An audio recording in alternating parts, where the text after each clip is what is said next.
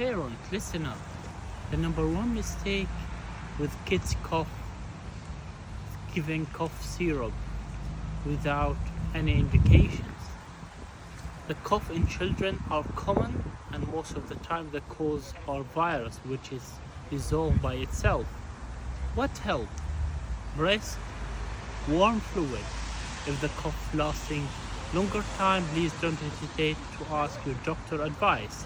Please don't hesitate to ask me if you have any questions. Kindly write it down in the comment, and follow me on Instagram and YouTube channel by clicking on the link up in the bio.